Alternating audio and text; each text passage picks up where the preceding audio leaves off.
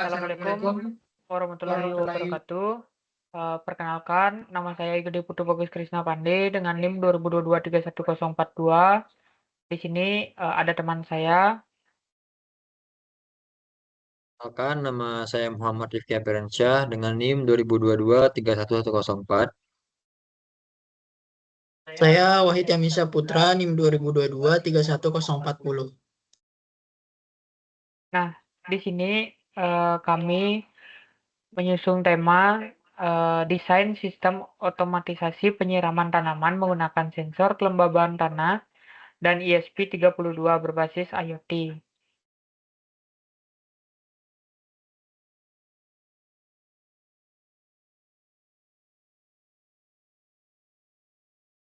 Pendahuluan, latar belakang, dan rumusan masalah. Pengelolaan air dalam pertanian dan hortikultura sangat penting. Penyiraman berlebihan memboroskan air dan merusak tanah. Kekeringan musiman dan perubahan iklim menjadikan ketersediaan air sangat krusial. Sistem otomatisasi berbasis teknologi diperlukan untuk mendeteksi kebutuhan penyiraman berdasarkan kondisi tanah dan cuaca. Penelitian ini bertujuan merancang dan mengimplementasikan sistem otomatisasi penyiraman tanaman berbasis IoT yang hemat air dan tenaga, mendukung smart agrikultur skala kecil. Rumusan masalah meliputi perancangan sistem, integrasi sensor dan pompa, monitoring real-time, dan efektivitas penghematan air. Next.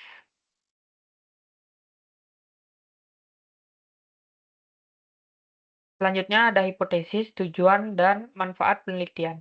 Yang pertama ada hipotesis penelitian, yang dimana sistem ini diharapkan memberikan dampak signifikan terhadap efisiensi penggunaan air, meskipun ada hipotesis alternatif bahwa sistem tidak berpengaruh signifikan.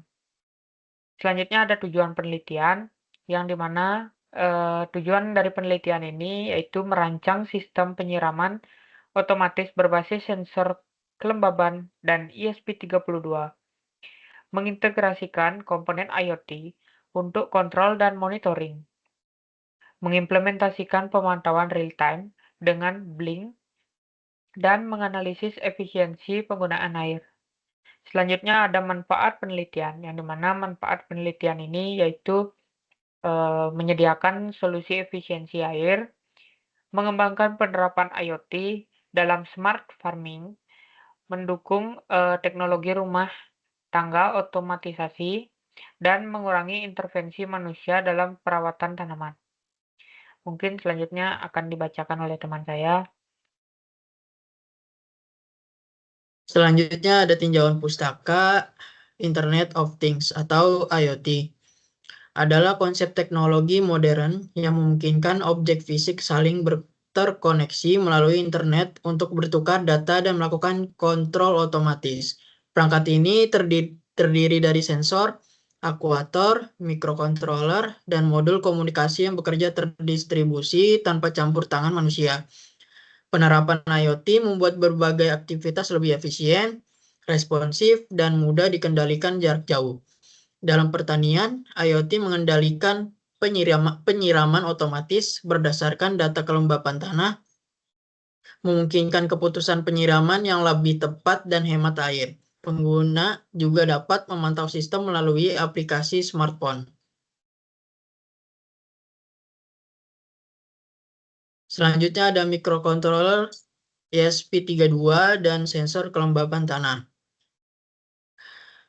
ESP32 adalah mikrokontroler canggih berbasis SoC dari Espressif System dengan prosesor dual core Extensa LX6 hingga 240 MHz, memori besar, serta modul Wi-Fi dan Bluetooth terintegrasi. Fitur ini menjadikannya ideal untuk aplikasi IoT.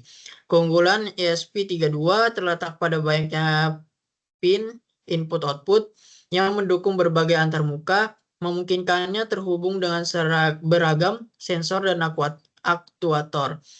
ESP32 juga mendukung mode hemat daya, penting untuk aplikasi berdaya rendah.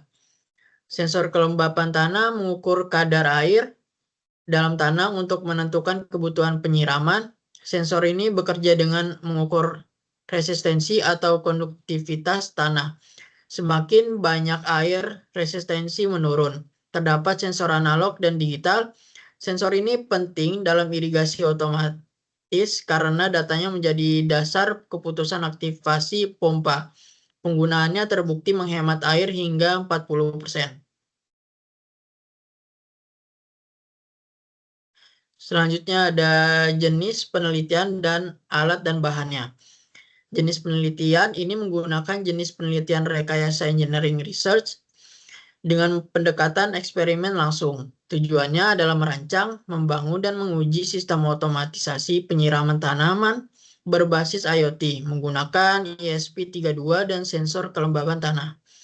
Alat dan bahan meliputi ESP32 sebagai pusat kendali, sensor kelembaban tanah, modul relay, pompa irigasi, selang dan wadah air, breadboard, dan kabel jumper, power supply, smartphone dengan aplikasi Blink, dan laptop atau komputer untuk pemrograman. Selanjutnya akan dibacakan oleh rekan saya. Untuk slide selanjutnya itu ada metodologi berupa desain sistem dan tahapan penelitian. Di desain sistem ini, sistem dimulai dengan inisialisasi komponen yang di dalamnya terdapat ESP32, WiFi, sensor peer, dan lampu.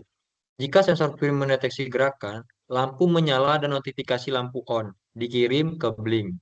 Jika tidak ada gerakan, lampu mati dan notifikasi lampu off dikirim. Aplikasi Blink terus menampilkan status lampu secara real-time. Untuk berupa flowchart bisa dilihat pada gambar yang dilampirkan di PPT ini. Selanjutnya ada tahapan penelitian. Tahapan penelitian meliputi inisialisasi, kajian pustaka, perancangan arsitektur, penentuan komponen, implementasi perangkat keras dan lunak, integrasi Blink, pengujian dan validasi, analisis data, dokumentasi, serta finalisasi. Proses ini iteratif dengan evaluasi dan perbaikan jika sistem belum memenuhi spesifikasi. Dan untuk flowchart, tahap pertahapannya bisa dilihat juga di gambar yang dilampirkan pada PPT ini. Slide selanjutnya ada metodologi berupa parameter pengujian. Yang pertama itu ada akurasi pembacaan sensor kelembapan tanah, yaitu menguji kesesuaian nilai sensor dengan kondisi tanah sebenarnya, membandingkan dengan soil moisture meter manual. Untuk kriteria keberhasilannya, perbedaan nilai tidak lebih dari 10%. Yang kedua itu ada respon sistem terhadap perubahan kelembapan, yaitu mengamati kecepatan sistem mengaktifkan pompa saat tanah kering. Untuk kriteria keberhasilannya, respon maksimal 2 detik setelah sensor membaca di bawah ambang batas. Yang ketiga ada efisiensi penggunaan air, di mana efisiensi penggunaan air ini dia membandingkan jumlah air sistem otomatis dengan penyiraman manual. Kriteria keberhasilannya yaitu penghematan air minimal 30%. Yang keempat itu ada kestabilan sistem dan keandalan komponen, yaitu menjalankan sistem terus-menerus untuk mengamati gangguan. Untuk kriteria keberhasilannya, sistem berjalan tanpa kesalahan selama minimal 3 hari. Yang kelima ada kinerja koneksi IoT dan aplikasi Blink, yaitu menguji kecepatan dan stabilitas pengiriman atau penerimaan data dari ESP32 ke Blink. Untuk kriteria keberhasilannya, delay tidak lebih dari 2 detik, tidak ada koneksi terputus, dan rekoneksi otomatis. Yang terakhir itu ada konsumsi daya sistem, di mana dia mengukur daya yang dikonsumsi ESP32 dan pompa. Untuk kriteria keberhasilannya, konsumsi daya tidak melebihi 5 watt selama operasi normal. Selanjutnya ada metodologi yaitu metode pengumpulan data dan analisis data.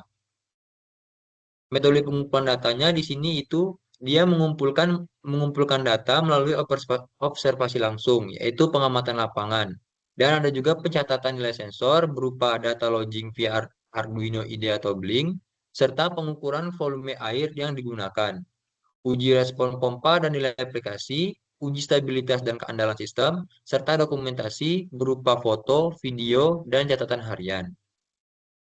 Ada juga analisis data meliputi akurasi pembacaan sensor, yaitu menghitung deviasi, dan respons sistem terhadap perubahan kelembapan, yaitu menghitung waktu respon, serta efisiensi penggunaan air, yang dimana dia membandingkan volume manual dan otomatis, serta kinerja koneksi aplikasi Blink yang di dalamnya terdapat delay dan stabilitas, serta stabilitas dan keandalan sistem secara umum, yaitu semua data dianalisis untuk menentukan keberhasilan sistem. Mungkin untuk presentasi dari kelompok kami cukup dan kami akhiri. Wabillahi taufiq wal hidayah. Wassalamualaikum warahmatullahi wabarakatuh.